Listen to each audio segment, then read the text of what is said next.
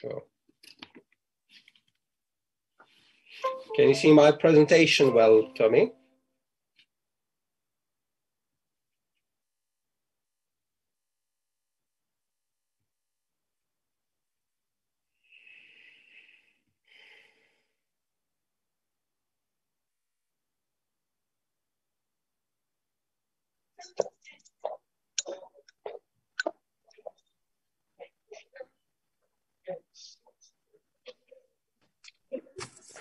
Sorry for the technical difficulties, guys. So Ishan's here as well now as well. Okay, good evening. I think we've got pretty much everyone in that's going to join, so admit a few more. Welcome to this evening's Grand Round.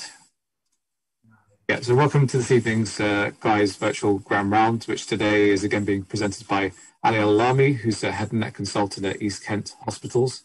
This is at least Ali's third talk, I think, and talk about common subjects that people find difficult, especially for the exam.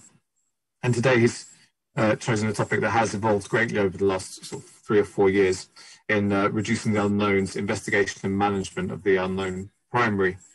So just a few housekeeping messages as normal for these things. So if everyone can try and stay on mute for the duration of the meeting, that'd be great. We have questions through the comments, which we'll put to Ali at the end, unless of course he invites questions during the talk, and I'll be on hand to assist with that. Without any further ado, I'll hand over to Ali to begin his talk. Good evening, everyone. It's a pleasure to be here again. Thank you, Ishan and Tommy, for the invite. It's my third talk, and I do keep on coming back. So it is nice to be back, and it's nice to see a lot of people who have been in touch, who previously I've worked with, and it's nice to meet them again, although virtually, but at least it's better than none. So I am a consultant, ENT head and neck, working in East Kent Hospitals. I used to be the fellow at Guy's and St Thomas's Hospital, where I've learned a few things, and a lot of my talk is based on some data from Guy's and St Thomas's Hospital, because that is where I did some research on this subject recently, and I hope that you will get some benefit from the talk today. So for me, carcinoma unknown primary, really, as a registrar, and really up to the ST7 year, as I'm approaching the exit exam, I wasn't sure how best to approach this, and particularly if I was asked in a vital situation, how best to approach it. There's a fair amount of variation between units during my registrar training on how to investigate and manage it, and kind of wanted to clarify things for you, as a sort of when it comes to answering exam or in real life, to make it as easier for you as possible. So really, for me, it was a lot of question marks at the time when I was a registrar. So I'm going to describe to you 2 scenarios, and essentially a scenario when there is a suspicion of a diagnosis of carcinoma unknown primary in a cystic mass, when there is no confirmed diagnosis from the biopsy of cancer.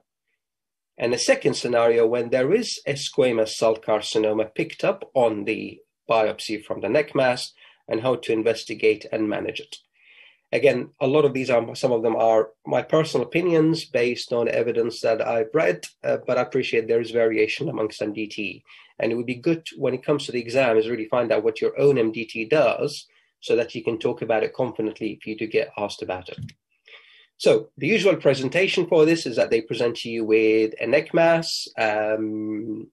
This patient here is almost like level 3 presentation, but commonly it's level 2, and you're suspecting that the possible primary is going to come from the oropharynx, either the tonsil, base of tongue, soft palate, in that area. So what the curriculum, particularly from the ENT curriculum, recommend on the latest one is that you understand the principles of management of somebody coming in with a cervical lymphadenopathy, and also to understand and request appropriate investigation and management, again, of the carcinoma unknown primary. This is what I can find in our curriculum with regards to the carcinoma unknown primary, and hopefully I'll be able to address those 2 issues during my talk. What I'm hoping to is that at the end, if we have time sufficiently available, as what I've done in previous talks, is try to make it a interactive viva, if possible, to see the sort of make sure that the understanding that comes into place on a clinical case. So really in terms of the best management of the unknown primary, the questions that would come from really to you is, what is the epidemiology of the carcinoma in primary? What is the role of molecular biology? And that has made a huge difference on these patients, particularly in terms of their diagnostic utility, and then the impact of PET-CT scan, and this sort of diagnostic protocols taking into account the pathways and the targets, particularly the 28-day target of having to diagnose a patient during that time, because frequently, most of the time, the ones who do breach their targets are the ones with carcinoma unknown primary. And I will touch upon the treatment protocols and some results. So what is the definition of the carcinoma unknown primary? And again, in the literature, there is a variation between the definition. Really, it's a clinical presentation of a metastatic squamous cell containing node in the context of an unknown primary, and that is with a negative radiological assessment, as well as a negative panendoscopy and tonsillectomy. Now, in the literature, there is a little mixture when it comes to publishing on this. Some take carcinoma unknown primary with a negative radiological assessment. Some have a more stricter definition where they take the negative as after the panendoscopy and a tonsillectomy. In my opinion, I think it should be after this to really call it carcinoma unknown primary. So the incidence of this has really decreased gradually over time, and that is basically due to the improvement in radiological and more recently surgical workup. So it is really reduced from 40% to about 5% what it is now. And the theories behind it is that it could be either bronchogenic cyst changes to a carcinoma, or that the host immune system basically induced regression of the primary cancer, but it did not induce regression of the metastatic node, and therefore the presentations of early metastatic node. So really, these are the theories between having a carcinoma in the neck without an obvious primary. Some of these theories, particularly the host immune response by Volksman, who did a lot of work on this, has been under sort of literature regression of that questionable. So, as I mentioned, the incidence has really reduced massively over the 20 years, and partly because of diagnostic clinical workup, and particularly with improved in cytology workup that has helped us in diagnosing these cancers, whether they are HPV related with P16 or HPV as in situ hybridization, or Epstein-Barr virus immunohistochemistry. So the cytology really has also played a critical role in identifying the primaries for these patients. And again, just to demonstrate it with a picturesque, this is the incidence of the occult primary in the Guy's and St. Thomas's up to 2018, and shown the gradual reduction from here above 30% in the 1970s to between 5 and 10%, and even less so more recently on, this is quite dated, 2008, but in 2018 it was 2.5%. So you get asked that question in the exam: how are you going to manage this scenario with that patient with a picture of a neck lump? You go back to basic, you do a full history and a clinical examination, and the clinical examination will include flexible nasendoscopy. And usually the first assessment that you would do with these patients is ultrasound guided biopsy. And again, there's variation between units that I've worked across. Currently in East Kent, we request a core biopsy for the assessment of a neck lump. At Guy's and St. Thomas's, we were used to do fine needle aspiration cytology, and we were using cell blocks of HPV and EBV in immunohistochemistry to be able to do that analysis on those patients to try and identify where the primary could be, either from the oropharynx in the HPV case or nasopharyngeal in the EBV case. So really here, just to show you that the sensitivity and specificity of the ultrasound is 60 to 69%, but if you add an FNA to it, you can see that increases to 85 to 93%. It is not 100%, and I've had patients who were queried as squame, and I've done a neck excision, usually in the form of superselective neck dissection, and I've had Wharton's tumor. So I've had some surprises with that. So it's not always true, but it does give a fairly sensitive and specific result. So in terms of the molecular biology, really is the overexpression of the HPV16 that indicates where it could be coming from the oropharynx, and in terms of the EBV DNA, indicates a nasopharyngeal. Also, don't forget, and I've had 2 patients who presenting with a cystic level 2 neck node who actually ended up having a metastasis from a papillary thyroid carcinoma. So don't forget to request the thyroglobulin, particularly if there is some radiological changes of the thyroid gland, because that can help clinch the diagnosis sometimes. So again here, just to show you the role of immunohistochemistry and in situ hybridization, just to show you the role of the P16, which is a surrogate marker for HPV infection. And here is the immunohistochemistry on the cytology, and the HPV and the in situ hybridization demonstrating it. Now, sometimes you do get discrepancies between P16 and HPV16, and in trials like PATHOS, for example, they insist on having both being positive to confidently calling it being an HPV-related disease. And in terms of the, here in the tonsil, previously it was histologically being described as a normal tonsil, but what they picked up the P16 positivity, and that able to find the really tiny small cancer, so very strongly avid P16 in an area of the tonsil that was able to later on correlate it morphologically with the neck node to be able to find that it is an oropharyngeal primary tumor. And similar story with EBV mRNA when detected in the cervical lymph node to correlate it with nasopharyngeal cancer. So in terms of the diagnostic protocol, really is follow your local, what's agreed in an MDT diagnostic protocol, but in my MDT, I do an MRI of the neck to try to find the primary and stage the neck, and I do CT of the chest to stage the chest. If that does not show a primary, the usual next level of investigation is PET-CT scan. And usually with these patients, if you're suspecting you're going to go down the radiotherapy route, I encourage you to request an orthopantomogram early for dental assessment, just to help speed up the workup of these patients. PET-CT scan is highly recommended you do it before the biopsy if you do not have an obvious primary.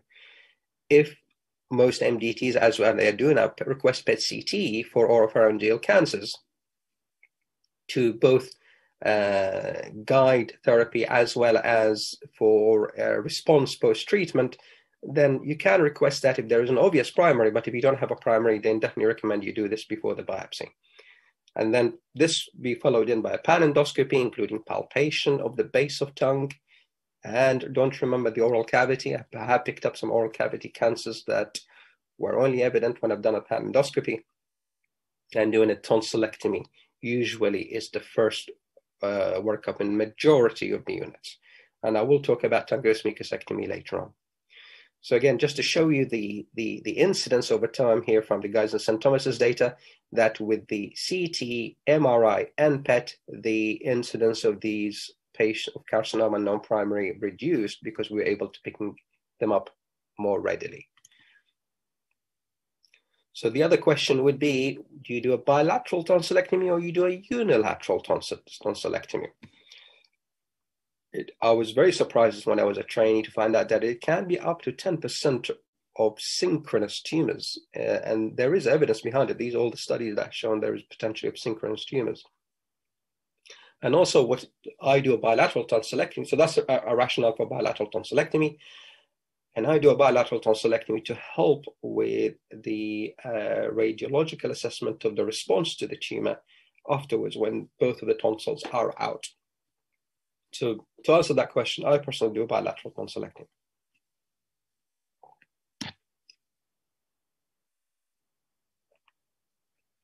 Now, in those patients where you still don't have the diagnosis of squamous cell carcinoma, so think, I know we ENT, we like to say that life stops at the clavicle, but there is life beyond the clavicle. So think of the other things that can be below the clavicle.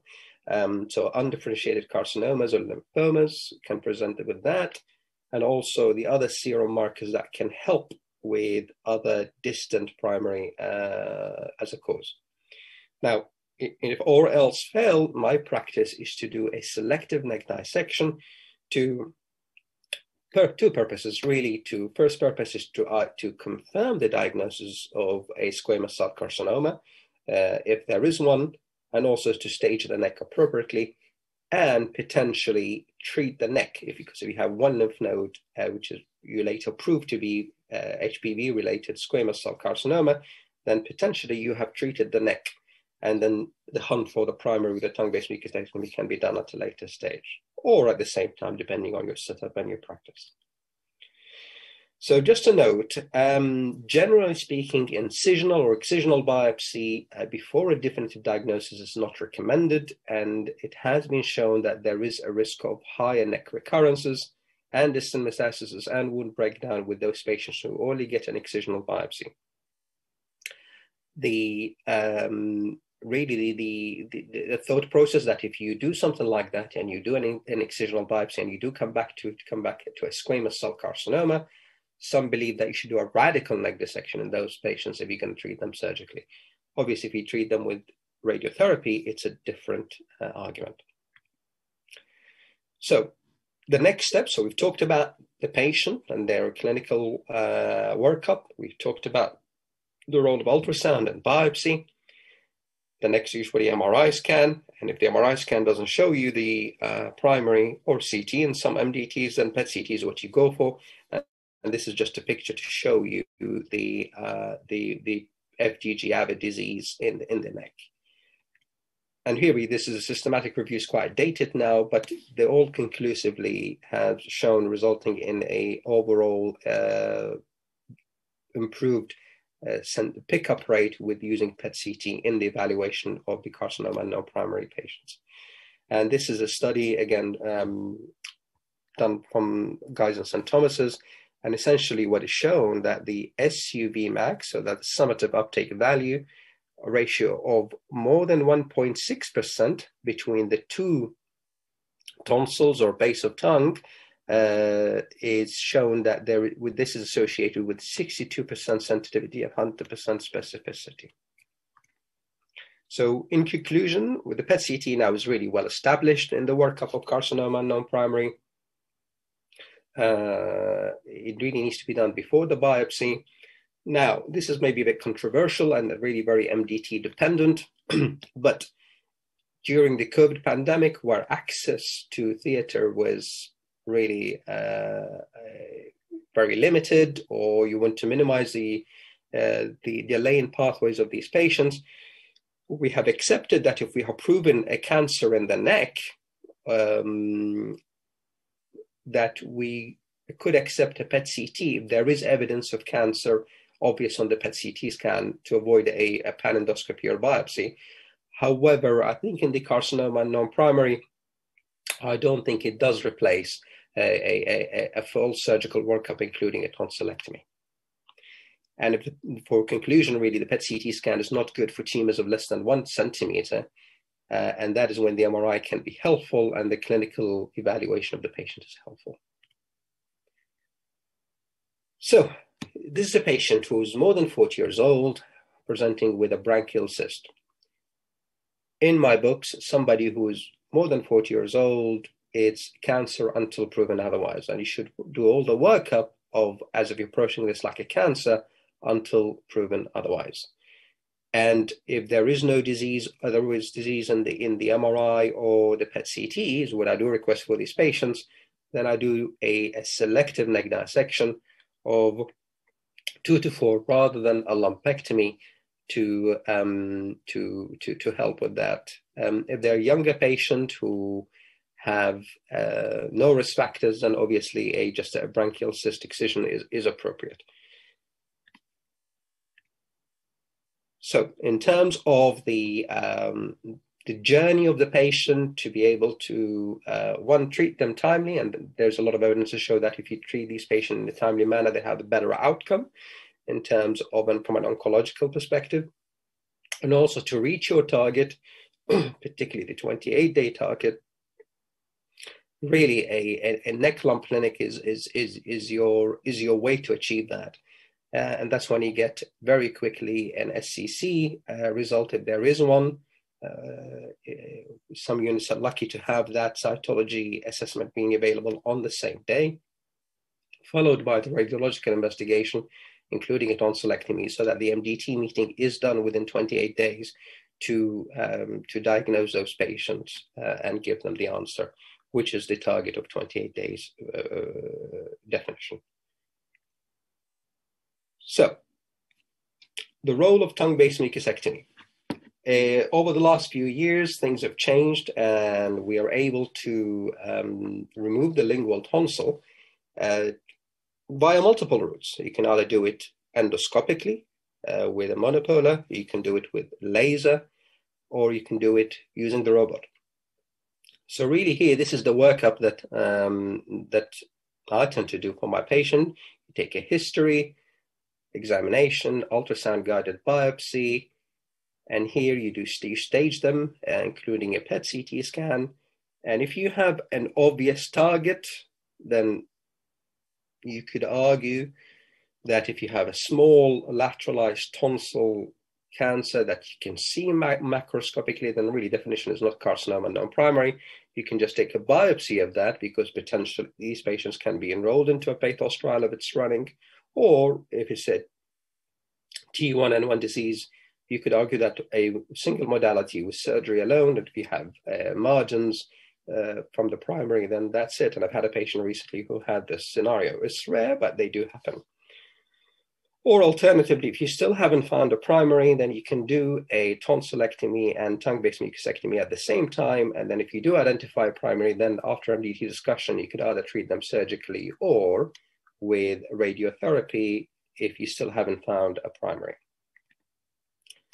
So really, the tongue-based mucosectomy here, the role is potentially you de-intensify the treatment for them, and you can reduce the radiotherapy dosages if you do find particularly a lateralized tumor.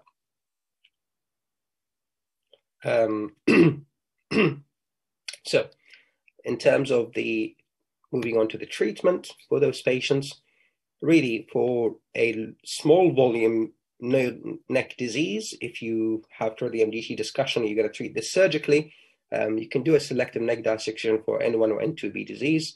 If you have got bulky disease, N2B or N2CT and MM7, by the way, this is in relation to, then you need a bigger operation, a modified radical, or if you have an N3 disease or more, then the literature tends to recommend radical neck dissection if you're going to approach this surgically. The vast majority of the N3 disease really will have chemoradiotherapy and the primary treatment if they are fit. Again, this is just to show you that the outcomes are really very much dependent on the end stage. This is here the disease-free survival with time as a plot, and here to show you that the N1 and 2A disease do a lot better than the more advanced disease.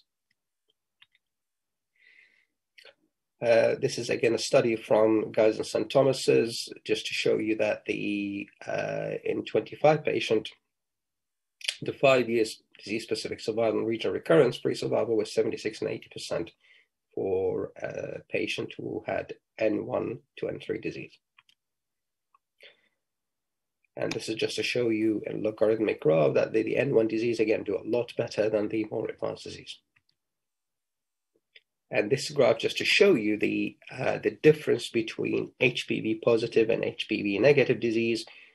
They are almost really two separate diseases when it comes to approaching them in terms of their prognosis and surgical management, and that's reflected by TNM8 and the way they downstaged the HPV-related disease. And here, just to show you in terms of disease-specific survival, they do a lot better than HPV-negative disease. Now, the alternative from surgery is radiation, and here there is an argument in the literature what to do, whether you do unilateral or bilateral radiation. From what the evidence suggests of multiple studies is that bilateral radiation of those patients do better in terms of 5-year survival compared to unilateral disease. But remember, that means more long-term toxicity of these patients, and therefore you need to kind of do this on a patient-by-patient basis. So, more recently, things have become exciting for carcinoma and non-primary, and that is where the tongue-based mucosectomy has started taking off. And really, like I mentioned, 3 ways you could do it, either with a robot-assisted or endoscopic or with laser. And this is the setup if we were doing it laser. This is during my fellowship year. Here, as a bedside assistant, while the consult surgeon is doing the tongue base. So again, to orientate you, this is the tongue, this is the FK retractor in position, and this is the left base of tongue, and the monopolar is excising the left base of tongue. And if you're doing it for carcinoma non-primary, you got to do this either on block or in 2 separate specimens. And this is the usual kind of final result. And when you analyze a specimen, multiple cuts, and here really the communication with your pathologist is so important.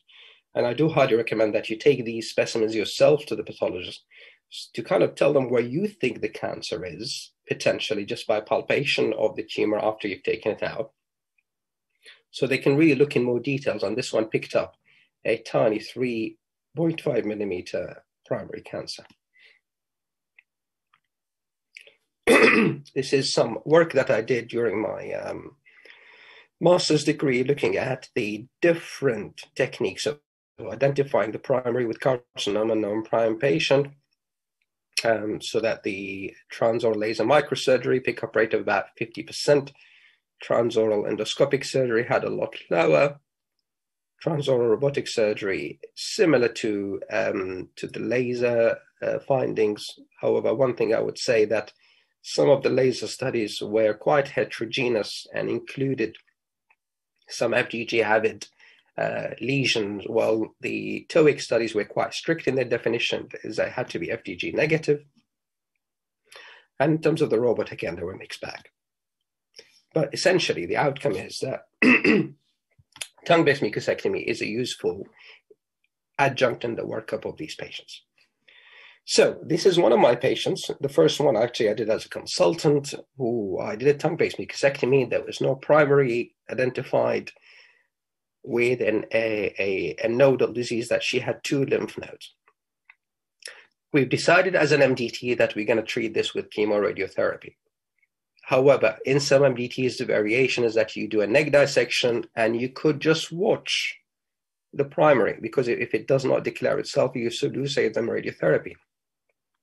And then if I just draw your attention onto the red circle here, just is where the main volume of the radiotherapy, she had got quite a lot of mucosal radiation because there was no primary.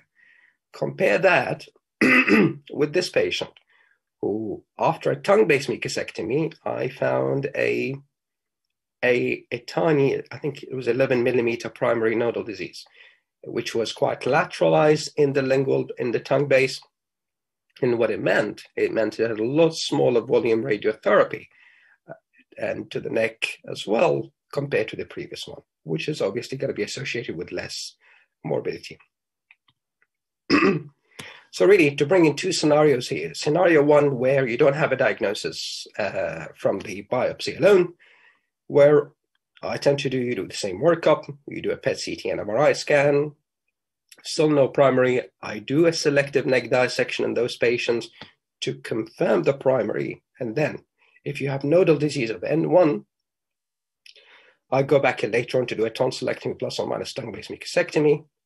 And then this might be it. This might be all what they need, really. If you've cleared all the lymphoid tissue and you show that this is HPV related, you may stop there, or you may give adjuvant radiotherapy.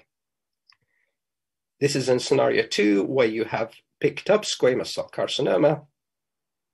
Those patients you're going to do, and this is in the neck, you do an MRI and PET-CT, tonsillectomy or tongue-based mucosectomy at the same time, and then manage accordingly. Forgive me.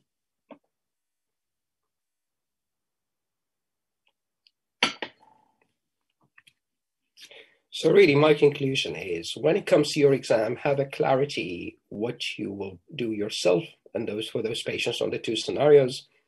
Clarify with you what your MDT does for those patients, including the management. The PCR and the in situ hybridization has really helped detect the primary at a molecular level. That is for the HPV16 for the oropharynx, or the EBV for the nasopharynx. The tongue-based mucosectomy picks up about 50% of the primary as an add-on to the tonsillectomy. If you do both, you have about 80% pickup rate. And with that, really, you can de-intensify their treatment if you do pick up the primary. And the overall survival of those patients are depending on the nodal stage of the disease. So I just want to acknowledge those people, particularly Mr. Janon, who a lot of my presentation is kindly helped by his work. And Dr. Ken Nathan, who helped me with the radiological side. Now, we'll take some questions, or if time permitting, Tommy. There is a clinical viable scenario, so I'll leave it to you to decide. So off to you, Tommy. Okay, well, I'm going to have a look at the chat, Ali, and then invite anyone who has a question to pop that in there. Or if you prefer, I think, because I'm not seeing anything in the chat at the moment, you can unmute yourself. You should have the power. Just double check the settings. All to be able to do that. So let me just minimize my chat so I can see all the participants. So Mohammed Akram is asking Ali, can you please explain the concept of a super selective neck dissection? Sure. So super selective neck dissection in my books, if we have got a level 2 lymph node or 3, then I do 2 to 4 neck dissection. Super selective neck dissection can also mean in the literature more selective to the level of the lump, but in my books I do 2 to 4 in this scenario. Where you just do, by the way, you're just removing the. So what do you call a 2 to 4? A super selective or a selective? It is selective and there is a difference between terminology here. So in my book, selective would be 2 to 4.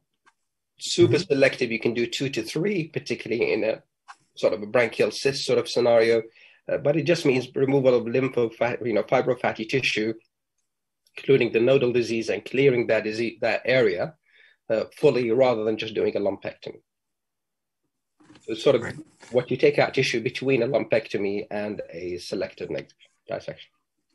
Right, and I think the terminology super selective neck dissection, it gives you the license within the operation, if you spot any additional pathological nodes, to be able to remove them with consent, having appropriately consented the patient. Whereas if you say you're going to do a lumpectomy, you've slightly tied your hands. So Ishan is asking, in your practice, would you consider,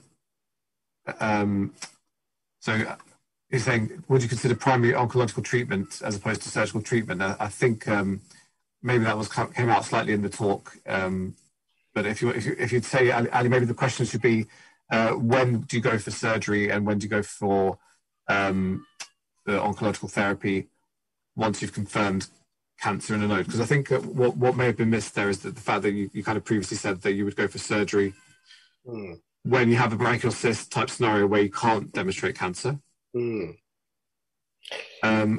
what we didn't quite gather, I think, in East Kent, is surgery an option outside of pathos? I guess maybe a better question. Indeed. The answer is yes, surgery outside of pathos is an option. And I think it will make it a more plausible for the trial to actually go to compare a surgical versus the oncological arms. Again, this is have a clear discussion with your oncologist before you embark on the management of these patients. Have that discussion. Because if you tell them, look, I can demonstrate to you in a T1, N1 disease, that's TNM7, okay, single node, N1 disease, that you have got margins. And then here depends on your discussion whether you go for like a pathos style of 5 millimeter or more, and then N1 disease, almost like arm A of pathos, then that's it. This is surgical management alone and no further adjuvant treatment. But also have the discussion that if you get a closer margins, so pathos definition of closer margin between 1 and 4, then are you going to de-intensify the volume of radiotherapy that you're going to give to the primary? If you're confident that you've cleared the neck and it's an only N1 disease, you could just give it to the primary site alone and not to the neck. Or if you're going to give them chemoradiotherapy anyway, then really you could stop there and treat the primary with the radiotherapy modality. So really in East-Kent, to summarize, T1N1, once you picked up the primary, you can say you're going to stop there surgically if you have margins. I know some units and I've worked in some units where we've done a tonsillectomy, tongue-based mucosectomy, no primary was found. We treated the neck, which was N1 disease, with surgery alone, and that's it. They had single modality treatment to them. And we just watched them. Yes, good. I think it's probably worth mentioning that although obviously we do a lot of surgery within the context of pathos in the UK because the standard of care has been for oncological therapy for a while, there is an evidence base for the surgical management of what effectively don't cease to be carcinomas unknown primary, but become early oropharyngeal cancers. Whereas in the scenario where you do prove it's a true unknown primary, and I use air quotes because the truth may be that the primary has been missed rather than not being in the mucosectomy, for example. But there are a few questions filtering through basically saying, in that scenario, when do you decide on radiotherapy, chemoradiotherapy, and yeah, I'll hand that over to you as it's been asked. Basically, when do you decide on adjuvant radiotherapy or chemotherapy? Although I'm limiting it to the carcinoma of unknown primary. Yeah. Just to clarify what you said in your talk.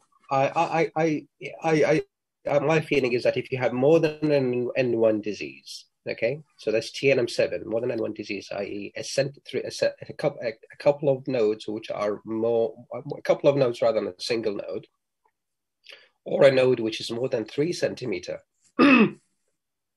Then you would really need dual modality treatment. So if you are if you have those patients, then the primary treatment for them is going to be chemoradiotherapy.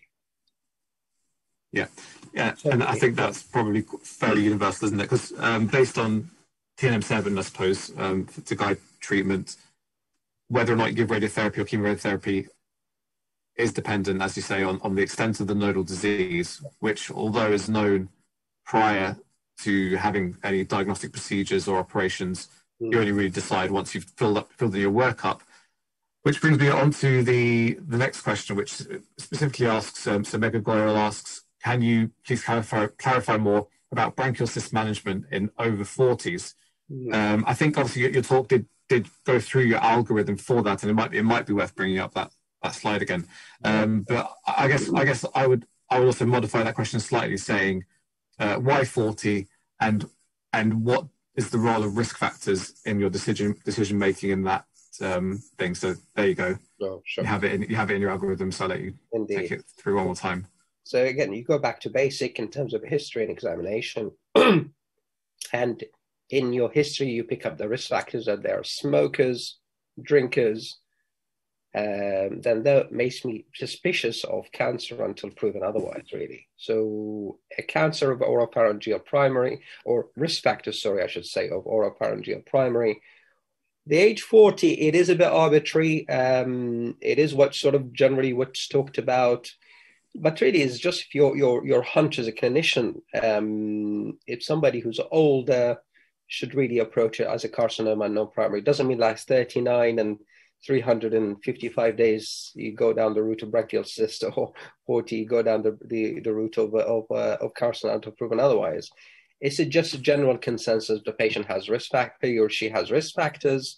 And then you'd approach it like a carcinoma non-primary. So with those ones who are 40 and above, and I do not have a diagnosis, i.e. every biopsy that they've had so far points towards a branchial cyst, I do not think you'll be criticized if you do a level 2 to 4 neck dissection in those patients, because if you are going to pick up if you are going to pick up cancer in the neck, then that's it. You've treated the neck, and if you confidently cleared the neck, then potentially you don't need any further treatment to the neck, and then the hunt for the primary can go back into retrospect mode, i.e. go back into a tonsillectomy and tongue-based mucosectomy. And you found a primary then, and you cleared it with margins. Happy days, really. You've treated the patient surgically and you avoided them adjuvant treatment, potentially. So that's my rationale and that's my algorithm for treating those patients who I do not have a preoperative diagnosis of cancer. Good. I think with that, you've kind of clarified a lot of questions around the management of the neck. Mm. And then I guess one thing, a specific question here is about HPV positive versus HPV negative cancers. Mm. So let me see, I'm trying to find the right question. Here we go. I've lost the question I was specifically interested in. So here we go. If a patient is P16 negative and negative imaging of the primary site, so the oropharynx appears clear, do you still go for tonsillectomy and basal tongue mucosectomy, or do you limit your robotic surgery and your sort of more thorough investigations of the oropharynx to the P16 positive disease? And if so, why? That's a very, very good question. So I've looked at that in terms of the available literature as part of my systematic review. There was one study talked about tongue-based mucosectomy role in HPV negative disease. The pickup rate of that study was 23%. Now, I appreciate that the numbers of patients for that study was very low. I think it was only 13 patients. So they did have some flaws in that study, but the pickup rate for HPV negative disease in terms of tongue-based mucosectomy is very low. So I do a tonsillectomy alone in those patients, because if you do find a lateralized tumor, then potentially you're going to lateralize your radiotherapy and therefore avoid them a pan-mucosal radiation.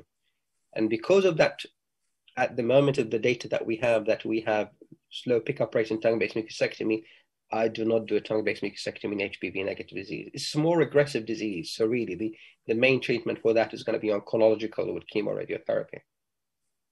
And the chemotherapy, right, the role for it here is, I mean, I'm not an oncologist, but my understanding is that it adds 8% survival benefit if you add it to the radiotherapy, but that effect diminishes after the age of 70. So if you have an older patient who more than 70, then the role of chemotherapy becomes questionable. And that's sort of, again, personalized decision-making with the oncologist. I can't find the specific question, but there was a question about the fields of the radiotherapy, which I think you might have just touched on there. It'd be nice to clarify, is basically when and how do your procedures affect the fields of radiotherapy? So lateralization, I think, was a key word that came out of your last answer. Absolutely. There. Absolutely. Could you just maybe repeat and elaborate slightly on how surgical diagnosis of primary helps that? Sure. So this is just to bring it to one of my patients. This is the first patient I've done tongue-based mucosectomy as a consultant. So we know that she's got SCC in the node here. What you see here, that because I couldn't find a primary, demonstrated a primary, and she had an N2A disease, N2B disease on TNM7, we've decided we're going to treat this with chemoradiotherapy. And here, the red volume is the different terminology. I don't want to bore you with the different terminology that they use, but essentially, if you look at the red circle here in the axial section and in the sagittal section, it's a lot of mucosal radiation that this patient got. Okay, comparing that with somebody that I did find the cancer in her lateralized part of her tongue base, in the tongue-based mucosectomy, comparing the red circle, this red volume that you've seen here compared to that one and the axial, And then this one here, and the sagittal, is a lot of smaller volume. And basically that, with you and the oncologist sitting together with the histopathologist saying, well, this is where the tumor is, target that with your radiotherapy field, then you can see there's a lot of less mucosal radiation and therefore hopefully less toxicity to the patient. And to answer the specific question from BW is, do you give radiotherapy to the contralateral side in this scenario? And the answer is yes to the neck, but you can spare the oropharynx. Ishan, were you going to cut in there? That's right. Sorry, Ishan had unmuted himself. I thought he was going to comment there. I'm going to skip down to a question that I found quite interesting, because basically the question is asking, in an area which is resource poor and where robotic procedures aren't available, what do you consider the best approach to the tongue base? So this relates to your slide on TLM versus endoscopic surgery, I believe. Do you mind just clarifying, if we take the robot out of the equation, which of those options perhaps is the best? I mean, look, it's a lot of variability here because it depends on the training of the surgeon, the equipment that you have available to you. So this is what's published in the literature.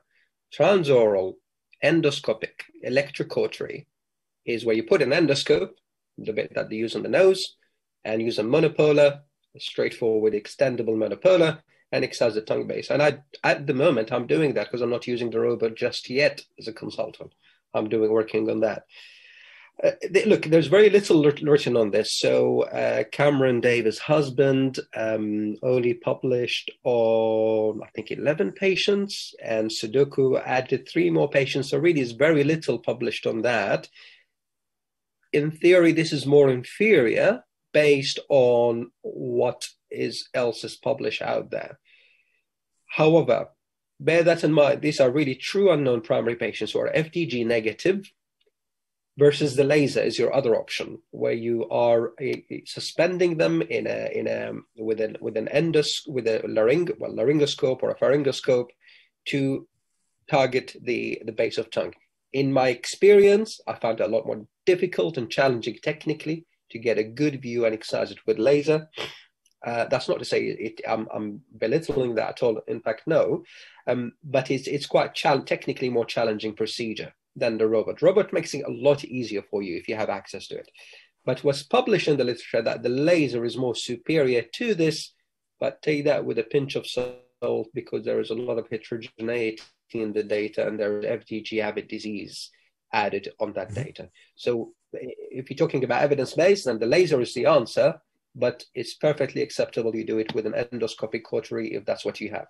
Because at the end of the day, if you do find a primary cancer using the other technique, you have helped that patient along their journey in terms of the treatment. Sure, there can be an improvement on blind biopsies, which would have been the previous standard, which we haven't spoken about because they're becoming outdated. But again, keeping it for a more broad perspective, the question coming through is about timing of radiotherapy. And I think flat out, we can say that we know that patients do better if they get to radiotherapy within 6 weeks or so of their surgical treatment, and that I'm guessing you use the same standard in Kent. That's right. The only thing I would say, the only add-on to that, if they have a tongue-based mucosectomy, it does take a bit of time to heal with these patients because they do have some discomfort, although they go home the next day. Majority are eating and drinking. It does take time to heal, so you need to watch them to heal before you bombard them with radiotherapy, because it potentially it could induce necrosis to the area that you've operated on, and therefore I do give some time. The evidence base is that it's optimal if you give radiotherapy within 4 to 6 weeks of any surgical intervention. And I think it's probably worth mentioning there in terms of feeding gastrostomy tubes. So of course you have to work with your with your oncologist and to determine the mucosal dose, how bad the mucositis is going to be, and that would be a consideration in that as well. And the other question was about adequacy of neck dissection.